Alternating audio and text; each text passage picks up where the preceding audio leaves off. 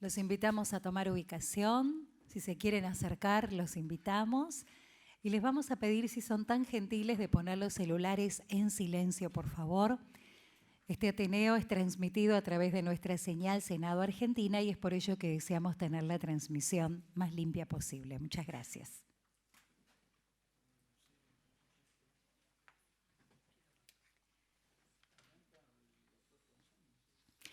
Señoras y señores, muy buenos días.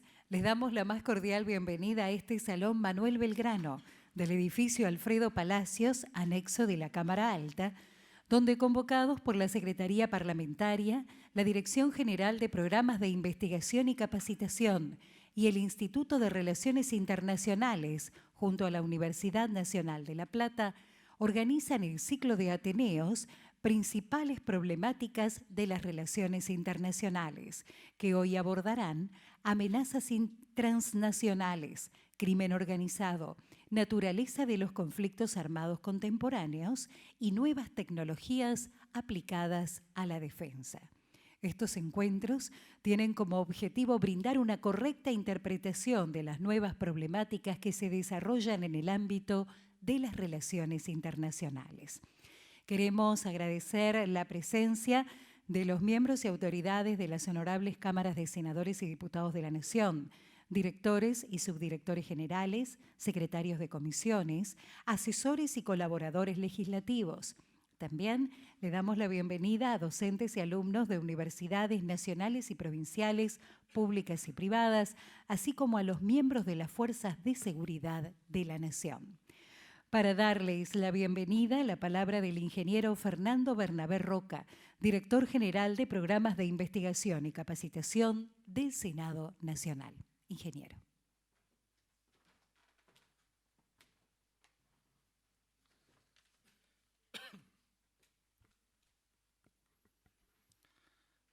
Buenos días, bienvenidos, distinguidos panelistas.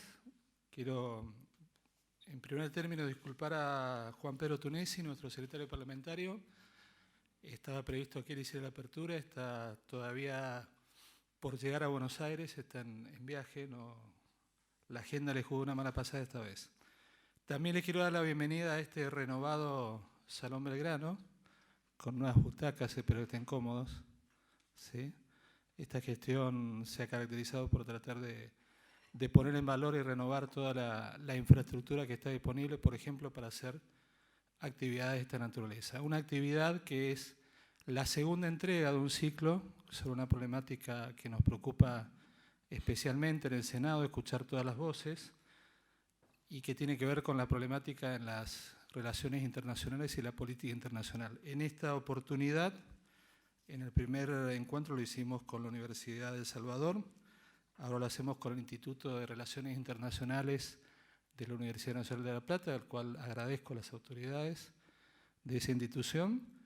El panel tiene que ver con ponernos a pensar y reflexionar sobre esta problemática que luego de la caída del muro parecía que tomaba un determinado cariz y derrotero, y los distintos problemas y conflictos de todo tipo, étnicos, culturales y políticos. Y el septiembre de 2001 cambió la agenda y hoy se habla de securitización, de seguridad humana, de áreas grises, de distintos aportes que ha hecho la teoría política a toda esta problemática. Por eso es muy importante la jornada de hoy. Agradezco en particular a los panelistas, al doctor Norberto Consani de la Universidad Nacional de La Plata, a Mariano Bartolomé, que ya ha estado más de una vez acompañándonos. Mariano está, entre otras actividades, en la Universidad de El Salvador. A Juan Rial, también de la Universidad de La Plata. Hemos hecho un pequeño cambio en el panel. Ángel Tello va a llegar para el segundo panel y va a compartir con Carolina Sampoa, a quien también agradecemos su presencia. Es muy importante entonces aprovechar estos espacios de reflexión. Siempre la Dirección de Capacitación e Investigación está abierta a cualquier iniciativa de los miembros de esta casa, y entiendo que este es un espacio fecundo que nos permite generar mayor capacitación y mejor estado del arte en el trabajo que tenemos que hacer, que es el insumo a nuestros legisladores que marcan los destinos de la nación. Así que bienvenidos, muchas gracias y que sea una jornada provechosa. Muchas gracias, ingeniero. Ya lo anticipó el director general, pero queremos presentar a los miembros de este panel. Lo componen el magíster Juan Rial, magíster en Relaciones Internacionales de la Universidad Nacional de La Plata, secretario del Instituto de Relaciones Internacionales, especialista en Derecho Internacional Público. El doctor Norberto Consani, director del Instituto de Relaciones Internacionales de la Universidad Nacional de La Plata, y el doctor Mariano Bartolomé, doctor en Relaciones Internacionales de la Universidad de El Salvador, director de la Maestría en Relaciones Internacionales de la USAL, docente e investigador del doctorado del Instituto de Relaciones Internacionales de la Universidad Nacional de La Plata, especialista en naturaleza de los conflictos armados contemporáneos. Modera este panel el doctor Gonzalo Salimena, quien posee estudios postdoctorales de investigación por la Universidad Complutense de Madrid. Es miembro del Departamento de Seguridad y Defensa del Instituto de Relaciones Internacionales de la Universidad Nacional de La Plata, asesor de la Dirección General de Programas de Investigación y Capacitación del Senado de la Nación. Doctor Salimena, tiene usted la palabra. Muchas gracias. ¿Se escucha bien ahí? Sí. Bueno, muchas gracias. Un placer que estén aquí con nosotros acompañándonos en esta actividad. Les voy a comentar brevemente la dinámica que vamos a utilizar para el ciclo de hoy. Vamos a tener los primeros 3 expositores que van a hablar de cuestiones de seguridad a nivel general. Va a hablar 15 minutos aproximadamente cada uno. Luego yo voy a abrir un espacio para inquietudes, preguntas que ustedes quieran realizarles a los expositores. Ahí tendremos un breve break de 10 minutos y luego pasaremos a un segundo panel ya con temáticas más específicas de seguridad internacional, y a posteriori habrá inquietudes de ustedes con respecto a esas temáticas y ahí ya haremos el cierre. Así que bueno, comenzamos con el primer expositor. Bienvenido, doctor Norberto Consani, director del IRI. Le cedo la palabra. Bueno, buenos días a todos. Qué importante acá estar, nada menos que en el Senado de la Nación, los que respetamos las instituciones que son fundamentales en estos tiempos tan complicados. Muchas gracias, Gonzalo, por la invitación. Y recién decía el presentador las reflexiones. Creo que lo que debemos reflexionar, creo que esa es la palabra exacta para estos tiempos, no solo en Argentina, sino en el mundo, dado la incertidumbre que hoy caracteriza las relaciones internacionales. Yo voy a entrar a hacer un pantallazo general, sobre todo sobre 2 temas, digamos, que son de enorme actualidad. Después le dejo a Juan y a Mariano, digamos, lo más específico. Primero, decir que generalmente recién decía el orador que presentaba el tema de la caída del muro de Berlín o lo que pasó en el 2001. Yo creo que hay un gran quiebre histórico que lo va a registrar la historia de la humanidad, que es cuando terminó la Segunda Guerra Mundial y se da, digamos, el nacimiento de Naciones Unidas, va a crear otras relaciones, va a empezar a morir, digamos, solamente el mundo, esta visión eurocentrista, que increíblemente hasta ahora, hoy, siglo XXI, ya terminando la segunda década, todavía gran parte de nuestra Cancillería sigue pensando en estos términos.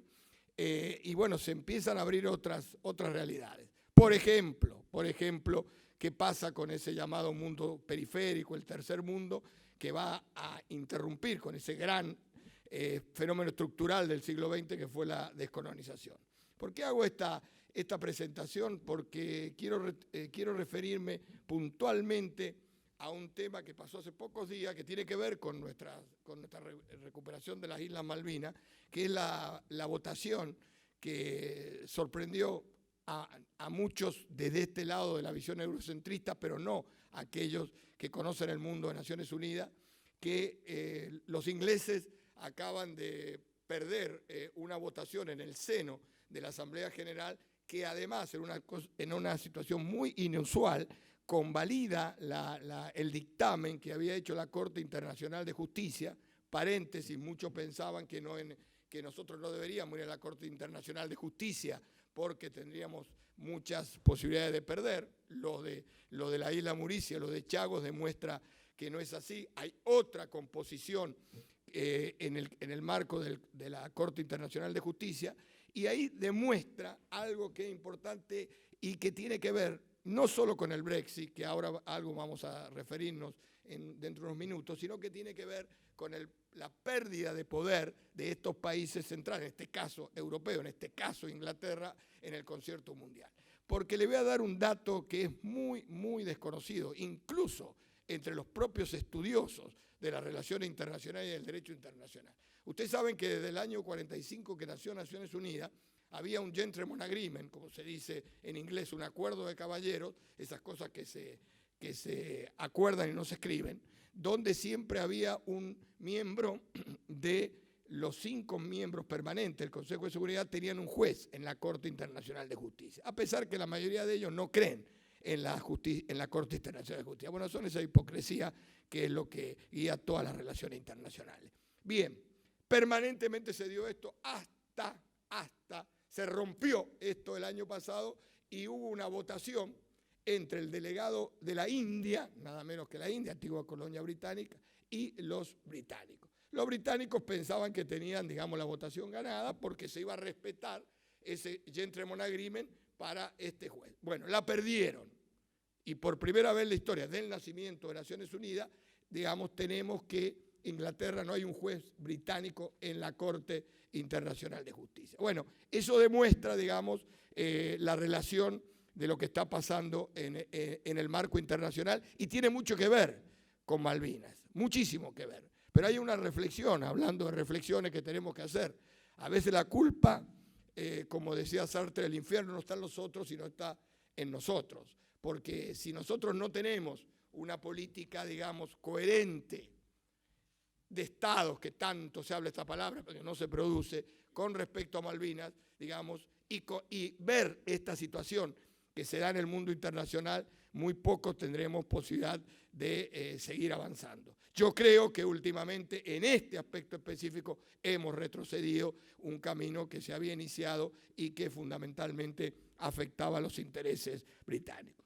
Y como no tenemos mucho tiempo y a mí me gusta el debate, después seguramente habrá algunas preguntas, pero quiero vincular esto con lo que acaba de pasar hace pocos días, que fueron las elecciones al Parlamento Europeo.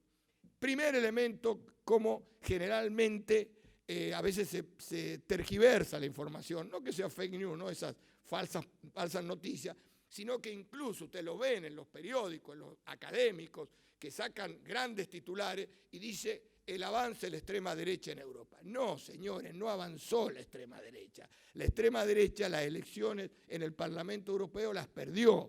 ¿Por qué las perdió? Porque ellos pensaban tener una minoría de bloqueo y esa minoría de bloqueo no la lograron y avanzaron los que son proeuropeos. Habrá sido en el nivel nacional, efectivamente, en Francia, obviamente Italia, que es la triste revelación en esta situación, y algunos otros países, pero no modifica la situación en el marco del Parlamento Europeo. Y hay un dato fundamental, que es un tema, que es una preocupación mundial, incluso de la participación política. Aumentó casi el 10% la participación y sobre todo de los jóvenes, lo que marca de alguna manera un renacer de la experiencia de la Unión Europea. Yo generalmente, durante muchos años en la cátedra universitaria, he valorado extraordinariamente el proceso europeo. Institucionalmente es un salto creativo enorme que condice con los tiempos.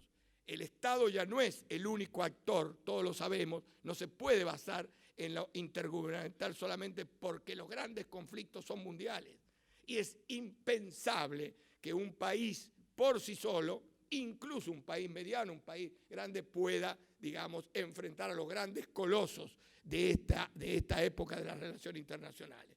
Empezando por China, por Estados Unidos e incluso por la Unión Europea, si lo hablamos en términos de unión y no en términos particulares. Una Unión Europea, digamos que efectivamente es un actor central, sigue siendo un actor central a pesar de esos criterios que hemos dicho del eurocentrismo.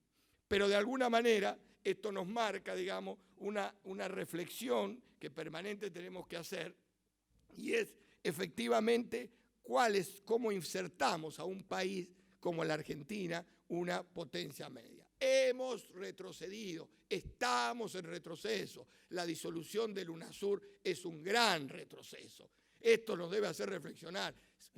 Todos los discursos políticos, permanentemente somos malabaristas del verbo los latinoamericanos. Hablamos, los grandes discursos. ¿Y dónde estamos hoy, 2019? Una Unión Europea, una UNASUR disuelta. Creamos otra instancia como lo que se acaba de decir, que se acaba de crear en Chile, efectivamente dividiendo. Y yo quiero traer acá algo que es fundamental, que le dio un ejemplo que debe mostrar lo que significa integración. ¿Y cuál fue ese ejemplo extraordinario? Que fue un ejemplo extraordinario para el mundo, que es el tema, y hoy vinculado ahora a los temas de seguridad, que es el gran acuerdo que hizo el presidente Alfonsín y Sarney cuando lanzan, digamos, la creación del Mercosur.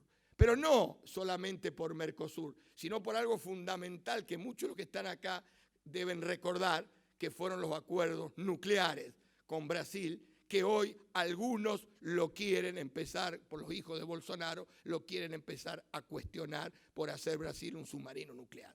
Pero esa cosa extraordinaria de un hombre, un estadista en los tiempos contemporáneos, durante años generamos nuestros hermanos chilenos, nuestros hermanos brasileños como hipótesis de conflicto. Una barbaridad en un mundo que se une. Pero ese trabajo que se hizo hace 30 años de Alfonsín, decir, como le decía el presidente Alfonsín a Sarney, venga a nuestros ingenieros atómicos, traiga a sus ingenieros atómicos, vamos a pensar en común y la energía nuclear para un proceso de amistad y de creación y de desarrollo tecnológico. El orgullo nuestro, el gran orgullo que tenemos, que es el INVAP, que puede ganar, digamos, licitaciones a nivel mundial. Y seguimos esa línea. Fue una línea fundamental que se creó y le demostramos al mundo en un tema nuclear que vuelve con fuerza, con la peligrosidad que significa el tema nuclear. Argentina y Brasil dieron una lección de una verdadera integración.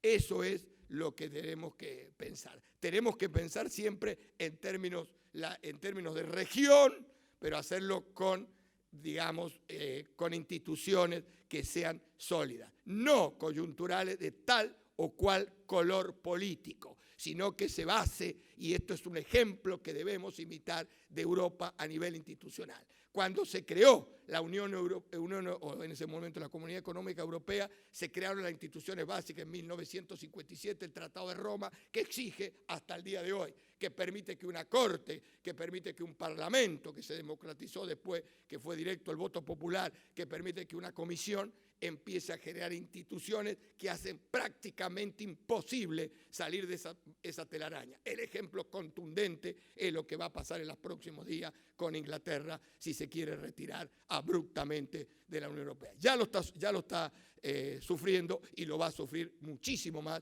si llega a tener esa actitud que le dieron los últimos resultados electorales. Por supuesto, creemos instituciones y no imitemos. No hagamos falsas imitaciones de crear comisiones en instituciones que empezando no tienen un marco institucional. Me estoy refiriendo a las instituciones latinoamericanas, empezando por el Mercosur, que no tienen un marco institucional sólido que permita hablar de integración real y no discursiva y no para la platea, como se dice. No necesitamos una integración mediática, necesitamos una integración real, donde veamos a nuestros hermanos latinoamericanos como hacedores de una nueva realidad internacional. Solos no tenemos destino. Gracias.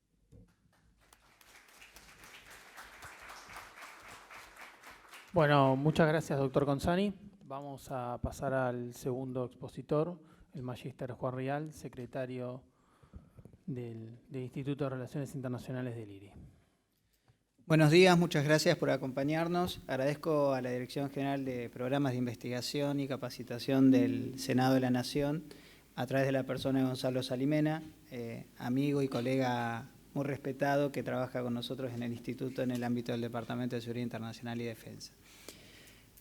Voy a tratar de ser una suerte de articulador entre lo que el doctor Consani acaba de exponer y lo que va a exponer el doctor Bartolomé, haciendo un análisis del derecho internacional desde un abordaje de la seguridad internacional. Y para hablar de seguridad internacional, naturalmente, desde la óptica del derecho internacional hay que referirse al Consejo de Seguridad. Y traigo a colación qué es lo que está haciendo el Consejo de Seguridad en estos días para ver cuál es la agenda de trabajo del Consejo de Seguridad, a ver cuál es el proceso de selección de los temas a discutir en el ámbito del Consejo de Seguridad, para saber qué es lo que hace la organización internacional universal, abierta por excelencia, una de las grandes experiencias que la humanidad se ha dado para garantizar el mantenimiento de la paz y seguridad internacionales, después de lo que fue la experiencia fallida de la Primera Guerra Mundial, estoy hablando de la Liga de las Naciones, y qué es lo que no está haciendo, porque naturalmente la agenda de Naciones Unidas también nos indica una agenda oculta, que son los temas que no se discuten en el contexto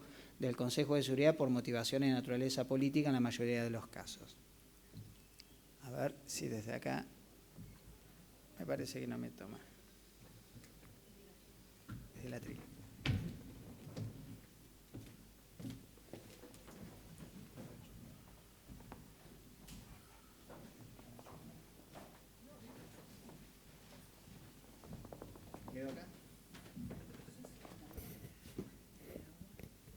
Bien, ¿por qué es relevante el Consejo de Seguridad en materia de seguridad internacional? Parece redundante decirlo, no es una clase de derecho internacional, pero lamentablemente siempre acudo a lo que conozco para hablar de aquellas cosas que manejo menos.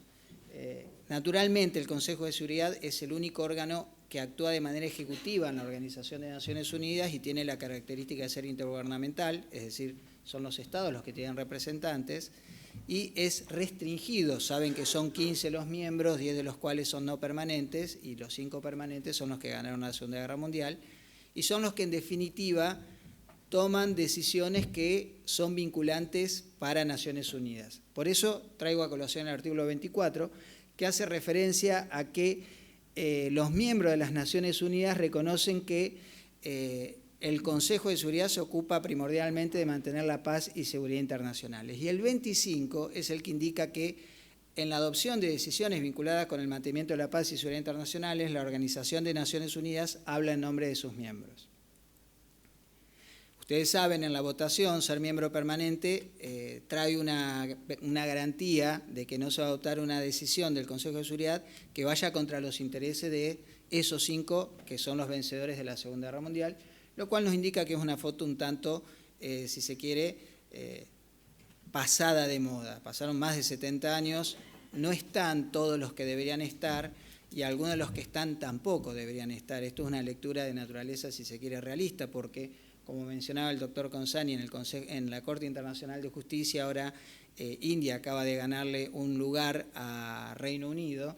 India es uno de los aspirantes, naturalmente, a ser miembro permanente del Consejo de Seguridad. Es una potencia nuclear. Junto con China son el 40% de la población de la humanidad. Japón ni Alemania tampoco están. Fueron los países derrotados durante la Segunda Guerra Mundial, pero su dinámica económica indica necesariamente que debieran estar.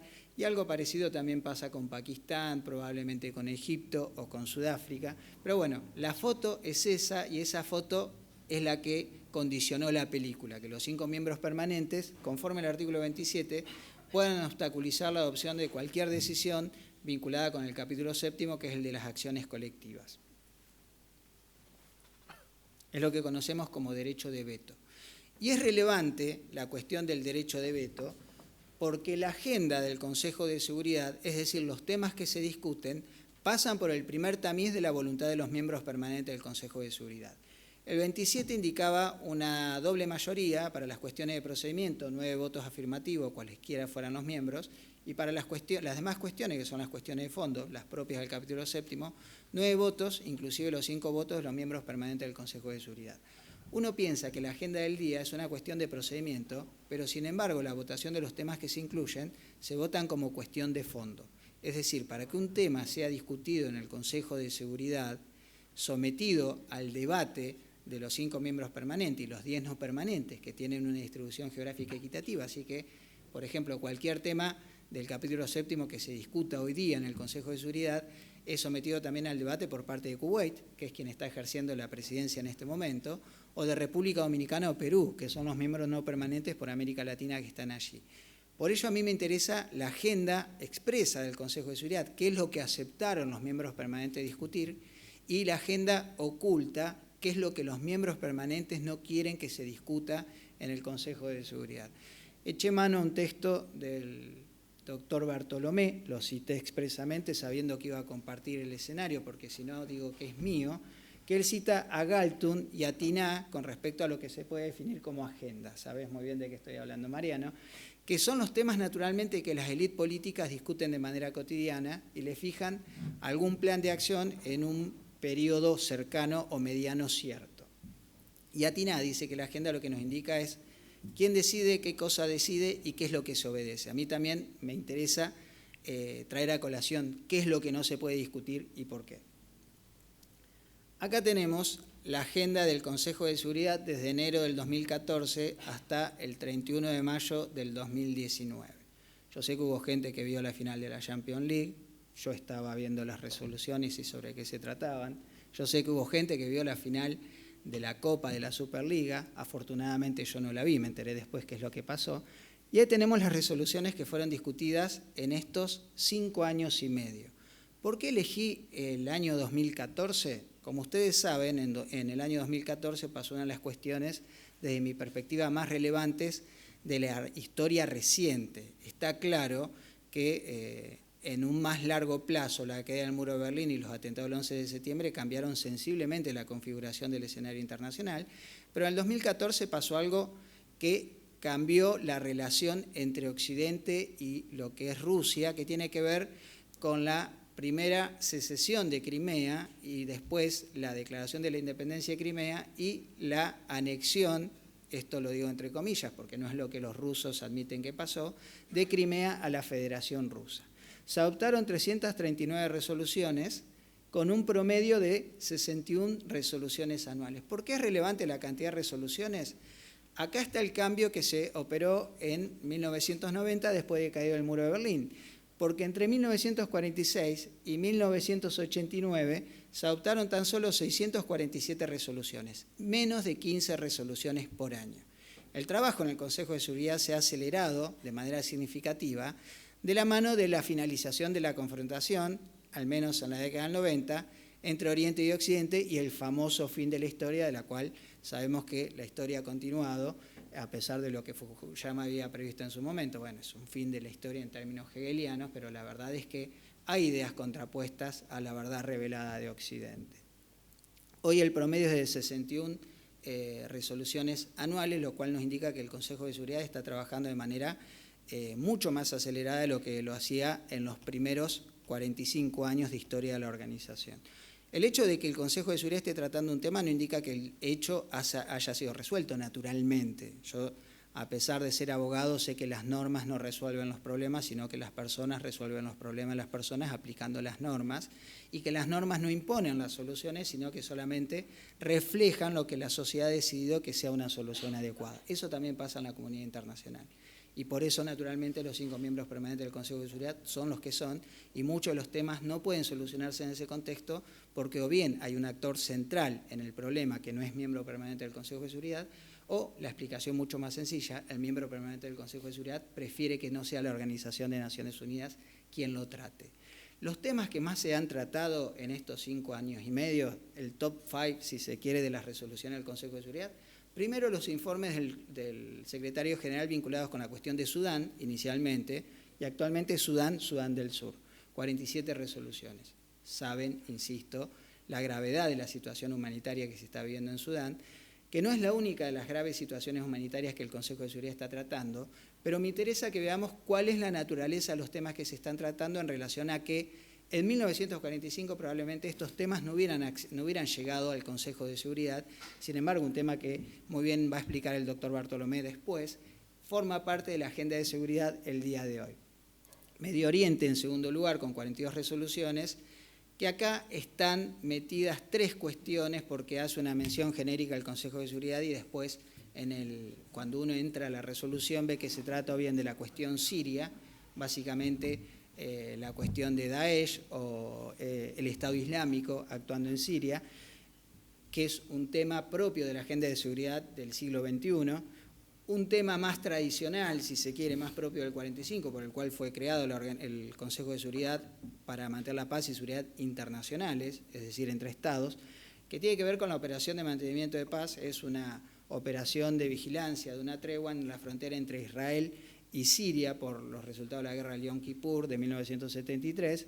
El tema de Yemen, una enorme tragedia humanitaria que está en marcha en este momento, el Estado árabe más pobre del mundo siendo objeto de una puja, si se quiere, por el liderazgo hegemónico de la región entre Irán y Arabia Saudita, una tragedia en movimiento que muchas veces es ignorada en los países occidentales porque es mucho más grave un atentado en Berlín, donde pueda llegar a haber 20 víctimas, o en Niza, donde puede haber 86, o un atentado en Estados Unidos, donde hay 3.000 víctimas, cuando hay un conflicto abierto en Yemen con 250.000 víctimas y sumando. Y por último, la cuestión del Líbano, que también es una cuestión que uno podría decir que es tradicional, porque tiene que ver con el primer conflicto armado, la operación que se formó la Fuerza de Naciones Unidas para el Líbano, que fue la primera experiencia en el año 82, pero la verdad es que la segunda experiencia de la Fuerza Provisional de Naciones Unidas en el Líbano ya es mucho más propio de lo que las nuevas guerras son, porque es la guerra que fue librada en el año 2007, si mal no recuerdo, entre las fuerzas de defensa israelíes y estrictamente Hezbollah, más allá del ejército nacional libanés. Y Palestina, incluida la cuestión palestina, que tiene que ver con la cuestión de la capital, que ha generado una seria discusión en las relaciones internacionales por parte de la decisión de Donald Trump de reconocer a Jerusalén como capital de Israel, siendo que la comunidad internacional y Naciones Unidas en su conjunto han expresado que es Tel Aviv la capital jurídica de Israel. La cuestión de Somalia, con la existencia prácticamente de 3 estados en uno y una división política que no está reflejada en el mapa, con Somalilandia, Puntlandia y el Estado Federal de Somalia. Lo hemos visto en las películas, en La Caída del Halcón Negro. Bueno, la película pasó, pero el conflicto no ha terminado. La cuestión Libia, 20 resoluciones. Acá ya hay una cuestión temática que tiene que ver justamente con doctrina que genera el Consejo de Seguridad para, si se quiere, articular mejor su respuesta ante amenazas de la paz y seguridad internacionales, 18 resoluciones. Carolina. Y entre el 5 y el 10º lugar, República Centroafricana, 15 resoluciones, no proliferación, donde está la cuestión de Corea del Norte y la cuestión iraní. Curiosamente, la cuestión iraní desapareció, curiosamente no, lo digo entre comillas, de la agenda de discusión del Consejo de Seguridad desde el abandono de Estados Unidos del acuerdo al cual se había arribado durante la presidencia de Barack Obama y Rouhani, que ahora está muy cuestionado en Irán, junto con la Unión Europea y el Consejo de Seguridad.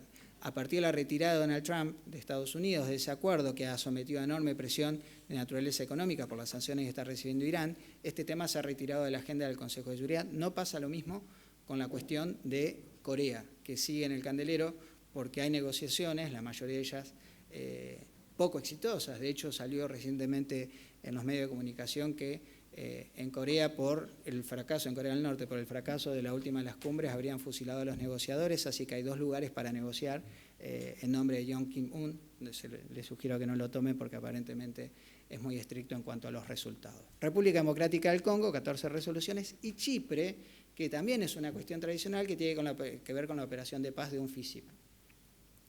A esto le llamo agenda periférica, es simplemente una decisión arbitraria mía, porque el hecho de que esté en discusión en el Consejo de Seguridad indica que el Consejo de Seguridad al menos está ocupándose del tema, no hace falta que lo haga la Asamblea General o que el Secretario General de Naciones Unidas llame la atención. Liberia, Irak, Sáhara Occidental, Costa de Marfil, Malí, las operaciones de mantenimiento de la paz en general también es doctrina.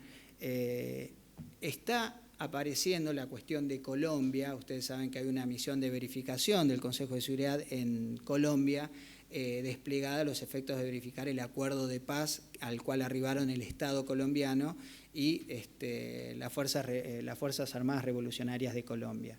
Bosnia y Herzegovina, paz y seguridad en África. Fíjense, solo 5 resoluciones, y llamo la atención esto porque uno de los temas que también tiene que ver con la agenda del siglo XXI en materia de seguridad, uno de los temas está vinculado con la epidemia de ébola que se ha desatado en África, tema del cual tampoco la comunidad internacional está hablando, al menos aquí en los países del hemisferio occidental.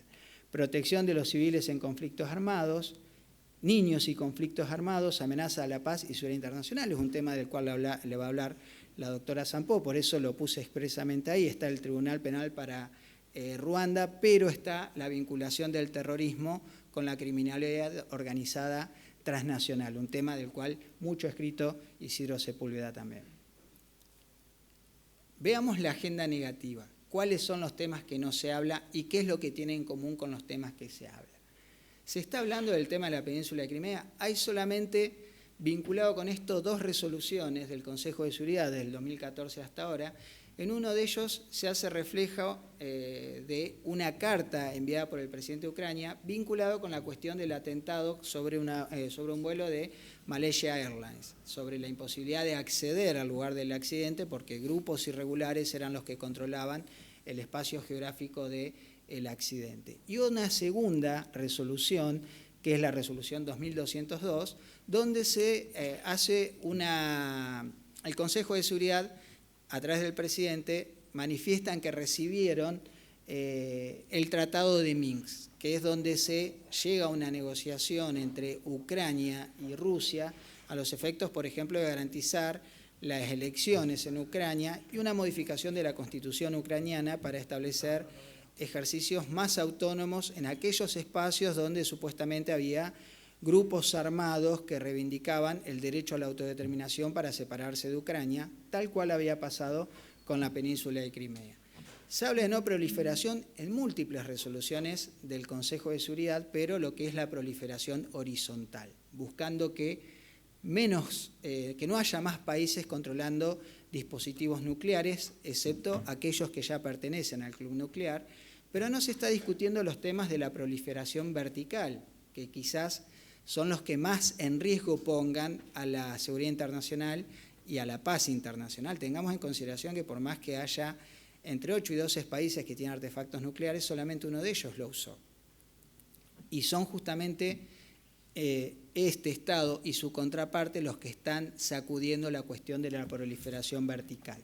Traigo a colación la denuncia que hizo Estados Unidos, también en la figura de Donald Trump, del Tratado INF, que es el que regula los misiles de corto y mediano alcance, denunciando que Rusia había violado de manera sistemática los alcances del tratado. Una vez que se hubiera retirado Estados Unidos de ese acuerdo, también lo hizo Vladimir Putin, lo cual indica que puede llegar a estar en génesis una nueva carrera armamentista con armas de destrucción masiva, de las cuales se ha ocupado en más de una ocasión el Consejo de Seguridad, pero no se puede ocupar si sus miembros permanentes son los que están justamente protagonizando esta carrera armamentista, que quizás tiene un puntapié inicial en la denuncia del Tratado INF, que puede llegar a no ser el último que denuncien. También se habla del Tratado del 2002, el que habla de los misiles balísticos, el ABM, y una proyección a la denuncia posible del de reducción de armas estratégicas, el START 3,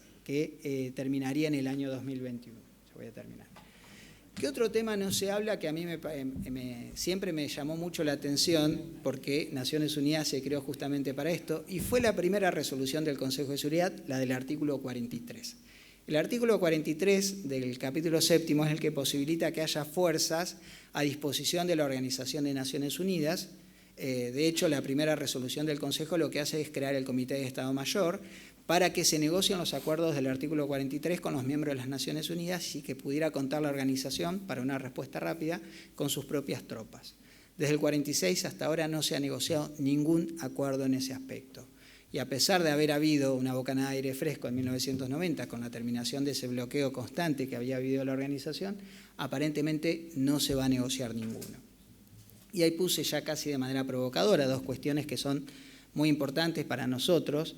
Venezuela, porque no está en la agenda del Consejo de Seguridad, naturalmente la respuesta ha sido regional, soy consciente de esto, no lo hice nada más que de manera precipitada, la Organización de Naciones Unidas no tiene un principio democrático como sí lo tiene la OEA, como sí lo supo tener UNASUR cuando existía, como sí lo tiene Mercosur, y por eso se ha preferido una resolución de esta cuestión, de esta crisis, de manera regional, que ha indicado hasta ahora un empantanamiento. Quizás los buenos oficios ejercidos por Noruega permitan salir del atolladero.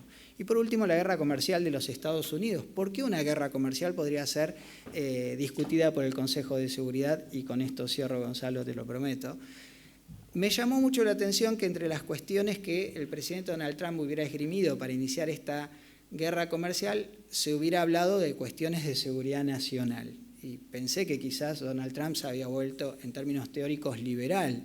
¿Desde cuándo la importación de vehículos mexicanos a Estados Unidos era una cuestión de seguridad internacional cuando están más preocupados por el alcance de los misiles rusos? La verdad, de la noche a la mañana esta cuestión, esta ilusión de que fuera liberal en términos teóricos se desapareció, se desvaneció, porque claramente está haciendo una visión realista y bastante propia de la década de los 70, cuando la cuestión ha cambiado de manera sustancial. Ustedes saben, está enfrentando Estados Unidos una guerra comercial muy seria con la República Popular de China, que está elevando los aranceles a niveles que no tenía desde la década del 70, cuando estaban en 6.25, ahora se están llevando los aranceles en algunos casos al 5%, en otros al 25%, cercano a lo que pasó en el año 1900 cuando los aranceles americanos eran del 30%. Un comercio bilateral que es cercano a los 630.000 millones de dólares. Lo que Argentina produce en 9 meses es lo que comercian la República Popular de China y Estados Unidos tan solo en un año, con un déficit de 375.000 millones de dólares que perjudicarían a Estados Unidos, que ahora también está enfrentándose a la Unión Europea y también se está enfrentando a sus principales socios, como es el caso de México, haciendo una muy difícil vinculación entre la inseguridad en la frontera y las cuestiones comerciales, desterrando naturalmente esta visión liberal que uno podría haber imaginado en un momento. La realidad es que yo creo que el gran problema que enfrenta la Organización de Naciones Unidas y que tanto la agenda expresa del Consejo como la agenda oculta del Consejo de Seguridad está manifestando es que lo que está en cuestionamiento es el multilateralismo. Un multilateralismo que costó mucho construir, que fue resultado de 50 millones de víctimas en la Segunda Guerra Mundial, de las 3.000 personas que murieron en los atentados del 11 de septiembre, y de varias guerras que se han realizado desde entonces, que estaban en la agenda periférica, Afganistán e Irak, lo mismo pasa con Somalia, estados débiles que son débiles como resultado de una globalización impuesta con un discurso proveniente de Occidente. Estos son los temas sobre los cuales me gustaría reflexionar y por eso traía a colación qué es lo que se está discutiendo en este ámbito. Muchas gracias.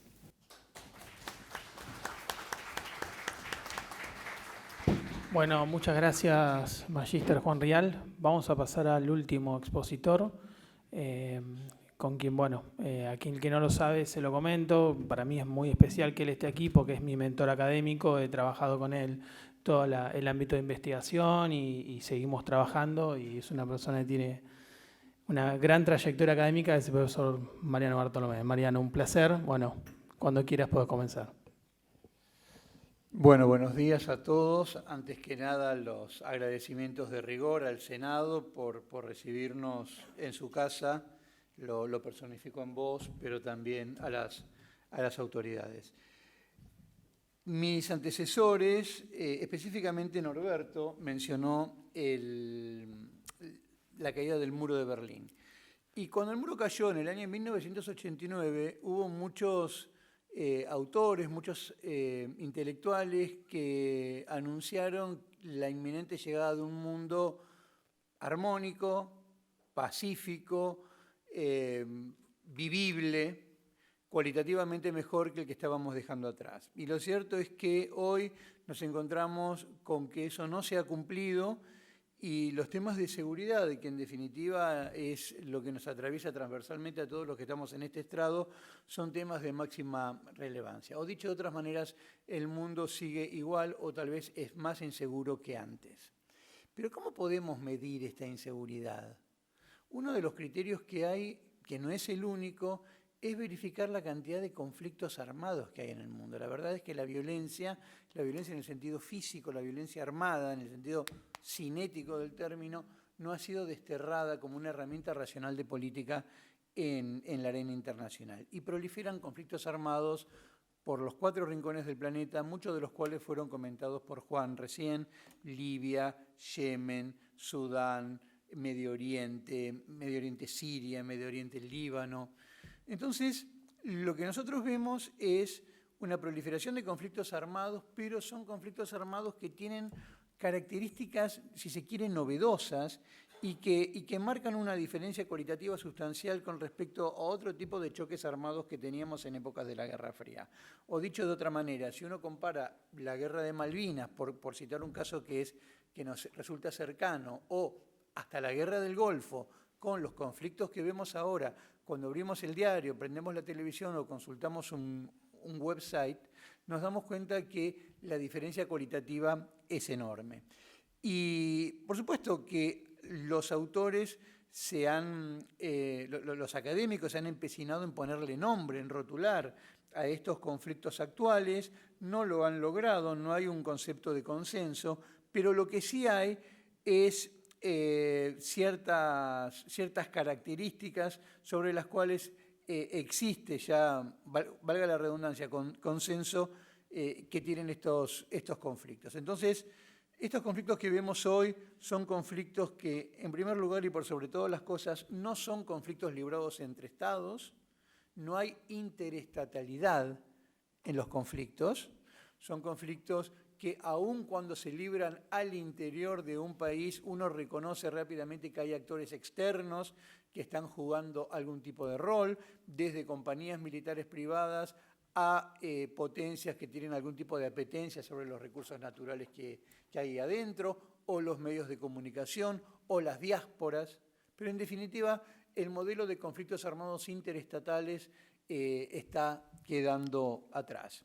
Son conflictos, como segundo punto, me gusta compartir con ustedes una docena de las características que tienen estos conflictos, de las cuales la primera es la no interestatalidad y la segunda, y voy a usar un concepto que es recurrentemente empleado y no siempre de buena manera, me parece a mí, son conflictos caracterizados por la asimetría.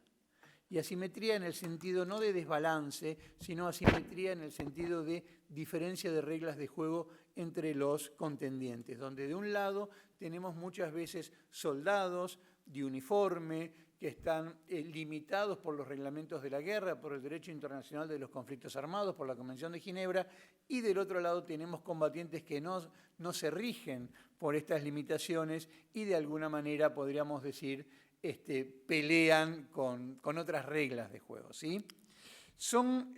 Los actores son actores de naturaleza subestatal, y esta sería la tercera característica.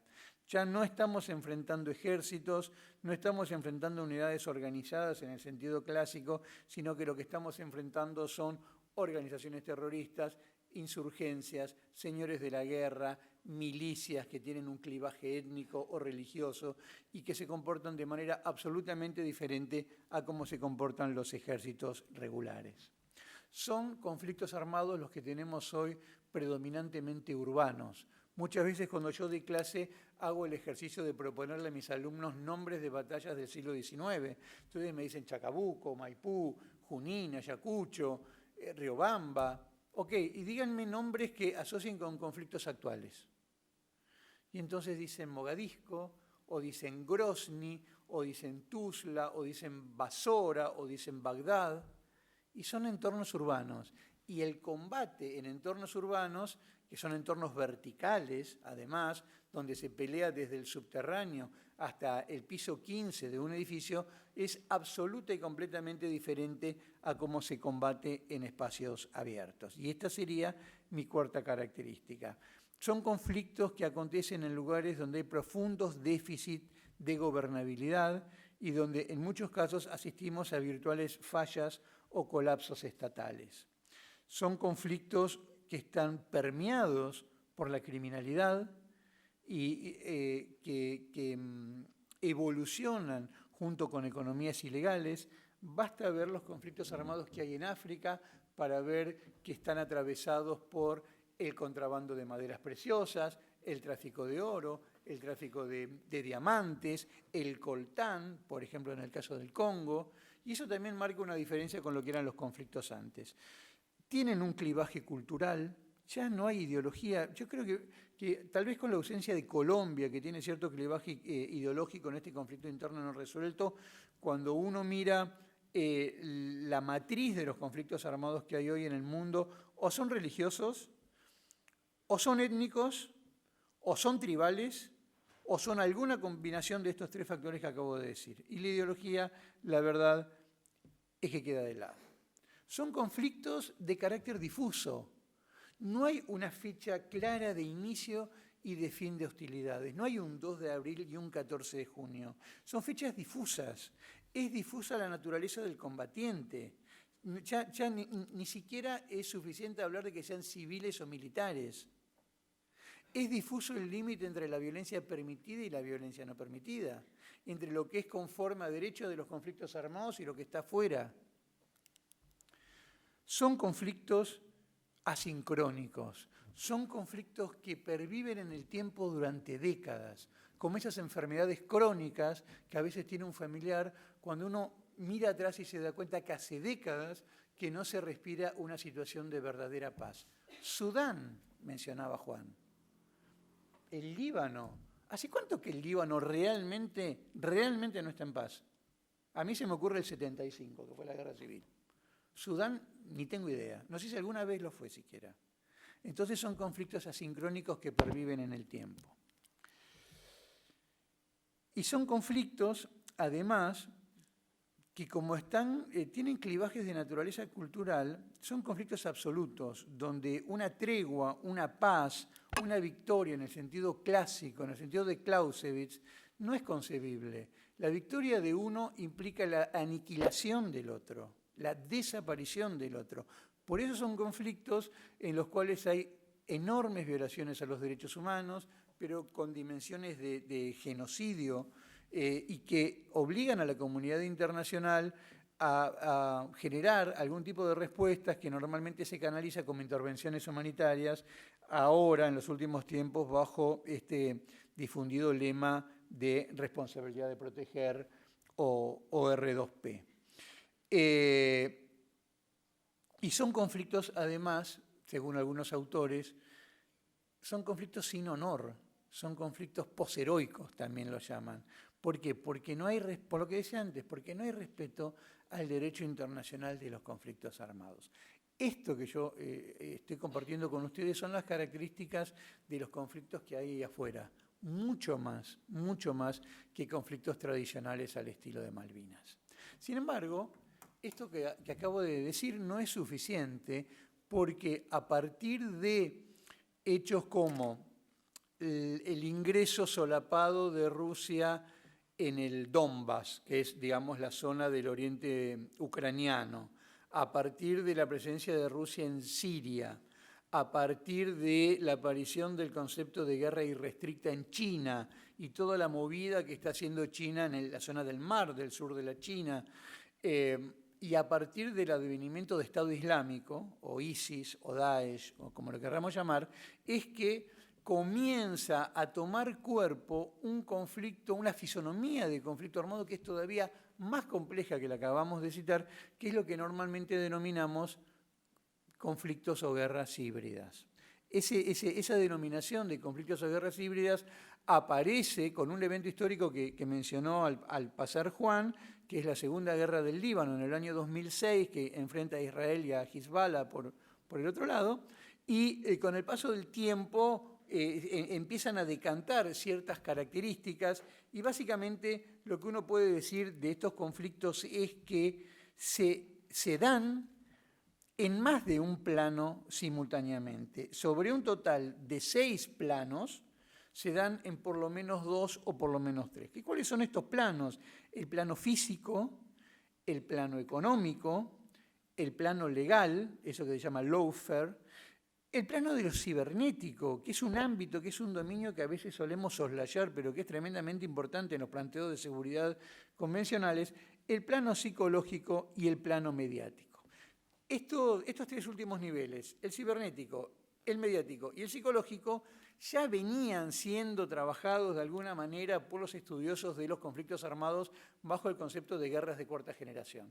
Pero el concepto de guerra híbrida va mucho más allá porque involucra también, como les decía, los niveles legal, económico y además el de la violencia física.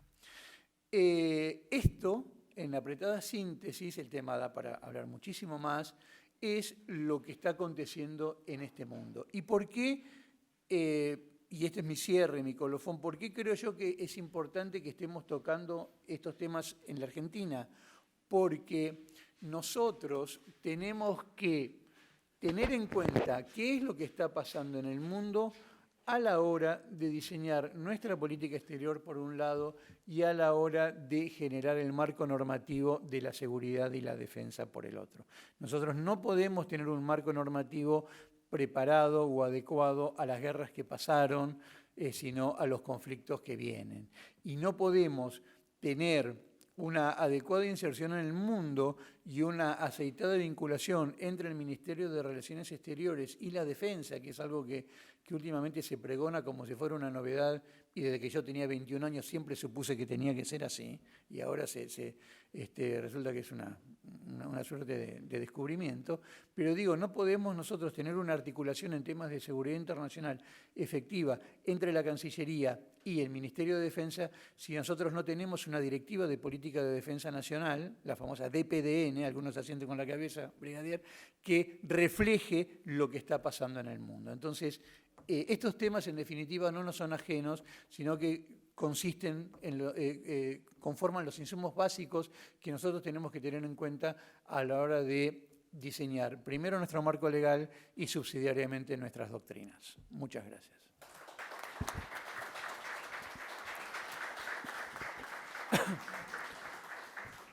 Bueno, muchas gracias, profesor Bartolomé. Abro el espacio de preguntas por si alguien quiere formular alguna inquietud. Les vamos a solicitar, si desean hacer alguna pregunta o comentario, que nos levanten la mano, así les podemos acercar un micrófono. De ese modo, nuestra transmisión de Senado Argentina puede tomar las inquietudes. Bueno, veo que no... acá hay una. Por favor, le acercamos aquí al caballero. ¿Sí? Sí, le acercamos el micrófono. Sí, por favor, si es tan amable, por favor, preséntese y formule su pregunta. Sí, soy el brigadier Bonadeo, director del Instituto Nacional de Derecho Aeronáutico y Espacial.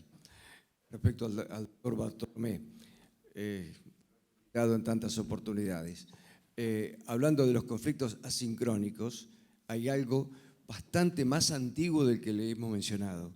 Biafra, por una cuestión general, lo recuerdan, Biafra, 1966, la República de Biafra, ¿no es cierto?, en 2 años o menos de 2 años, 2,5 millones de muertos, pero por hambruna. Un método o un procedimiento de guerra absolutamente prohibido ya por las convenciones de Ginebra del 49. No directamente por combate, sino por hambruna. Ese conflicto asincrónico afloró ya del 2009 con el señor Mambuto Kanú, nada que ver con el jugador de Nigeria, ¿no es cierto?, de fútbol, porque las informaciones están bastante confusas. Hoy día ese señor está pidiendo desde su emisora, ¿no es cierto?, más armas y más balas. Ha sido puesto bajo detención con un gran problema interno de levantamientos que han causado ya muchas víctimas. Lo pusieron en libertad y ahora la Cámara, lo último que tengo es de abril, creo, la Cámara ha revocado esa libertad, con lo cual los últimos alzamientos han sido tremendos. Y ya todo el mundo está pidiendo en Biafra, les recuerdo, es una región de Nigeria, más armas y más balas. Es un ejemplo claro de un conflicto asincrónico remotísimo. Efectivamente, lamentablemente lo que nosotros hemos heredado del conflicto de Biafra es usar de manera tan ligera y tan liviana ese apelativo, ay, está flaco como un Biafra, cuando la verdad a lo que estamos haciendo referencia es una tragedia humanitaria. Como bien decía usted, brigadier, a mí yo lo que agregaría a esta descripción que usted hace es que muchas veces la sincronía de los conflictos tiene que ver con el rol de los medios de comunicación, porque, y hago mías unas palabras de Juan, a veces nosotros le prestamos excesiva atención en Occidente, estoy diciendo, a un atentado con un lobo solitario que puede haber en una ciudad europea donde hay 5 muertos y al mismo tiempo tenemos atentados o tenemos matanzas de centenares o miles de personas en otras partes del mundo, principalmente en África, donde casi todo lo malo pasa en África, y los medios de comunicación simplemente no lo cubren. ¿Cuánto tiempo pasó hasta que los medios de comunicación hasta que la comunidad internacional tomó conciencia de la tragedia de Etiopía e hizo algo al respecto? Lo hizo porque fueron los medios de comunicación. Y Somalia, que está al lado, tenía una tragedia similar, solo que la BBC o la CNN no fueron a Somalia, digamos, sino que fueron a Etiopía. Y tuvieron que pasar más de 10 años para que fueran a Somalia. Y cuando fueron a Somalia, Sudán ya estaba en la misma situación. Y tuvieron que pasar más de 15 años hasta que tomáramos conciencia de que hay un lugar que se llama Darfur, donde hubo genocidios, etcétera, etcétera. Entonces, lamentablemente, muchas veces son los medios de comunicación en aquellos lugares donde no hay intereses directos involucrados de las potencias del mundo, dicho, hago esta aclaración, las que determinan el timing de la intervención de la comunidad internacional. Lamentablemente, la foto de un nene, que yo me acuerdo de esa foto, a mí me impactó mucho porque mi hijo menor tenía la misma edad, de un nene sirio en una playa turca, muerto, esa foto, como la foto de la nena en Vietnam que corría desnuda, ¿se acuerda, brigadier? Quemada por napalm, o ese tipo de fotos, generan un efecto que a veces no lo hacen países bregando en el Consejo de Seguridad. Entonces, la verdad que es un elemento a tener en cuenta el rol que tienen los medios de comunicación hoy por hoy en la evolución, en la dinámica de la agenda de la seguridad internacional. Yo quiero completar, perdón. Le acercamos el micrófono, por favor.